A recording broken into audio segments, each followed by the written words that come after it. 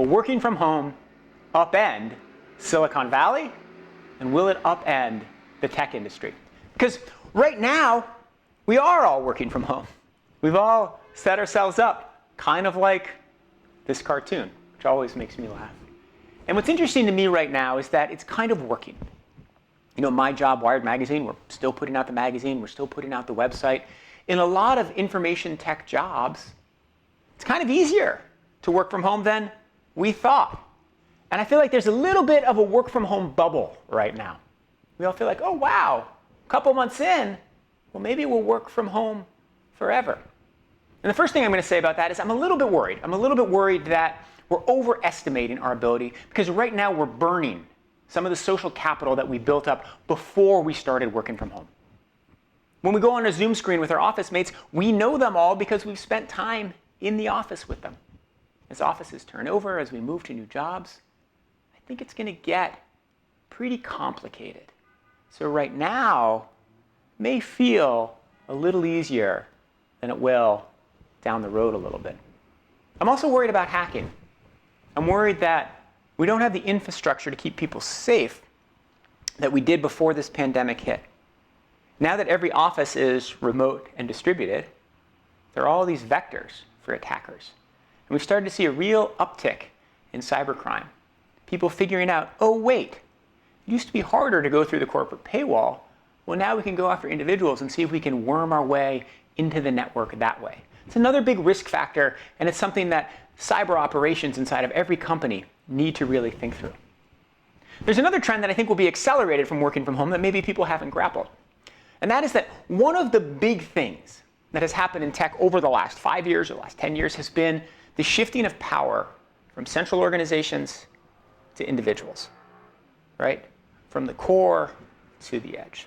I put up this slide of LeBron and Giannis because notice it's no longer the East versus the West. It's not the Eastern Conference and the Western Conference in the All-Star game. It's Team LeBron versus Team Giannis. In journalism, my business, sometimes people are excited about the publication. Sometimes they're excited about the individual.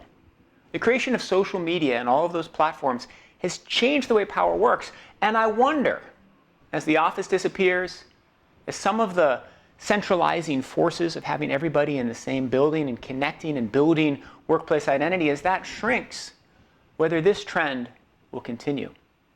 And then I think the most interesting thing that might happen is whether Silicon Valley gets transformed and whether that will be good or bad for tech. Because one thing about Silicon Valley is that most tech jobs can be done from home. And this is why many of the tech companies were the first companies to tell their employees that they could work remotely. And Twitter has just said that everybody can work remotely indefinitely. So Silicon Valley has two things happening. First, it's the place where there's the highest percentage of jobs that people can do remotely. You're just typing at a screen. In fact, one of the things I'm looking forward to is in the work from home era, who is the first highly successful coder to get jobs at two companies without either company knowing they have two jobs while they work at home. But in any case, what's happening is that it's very easy to work remotely if you have a tech job. What has also happened is that Silicon Valley real estate is insane. $4,000 for a one-bedroom apartment. So in all parts of the country, people are realizing that they don't have to go to the office to work. In Silicon Valley, it's a combination of people realizing they don't have to be there and real estate being the worst in the world, or at least having the income to rent ratio being probably the worst in the world. So what does that mean? Well, if Silicon Valley starts to break apart and starts to spread, it would completely change the dynamics of the tech industry. In some ways that I think would be much better. I've always worried that there's too much power concentrated in one place, which means there's not as much political influence for the tech industry as there should be, right? Everybody's in one state, or a huge percentage are in one state or maybe 5 states. You have 10 senators who are beholden in some way to the tech industry. It would be much better if there were 100 who had high-tech infrastructure in their states. It'd be much better if you didn't have to live in Silicon Valley, if you could set up tech companies all over the country.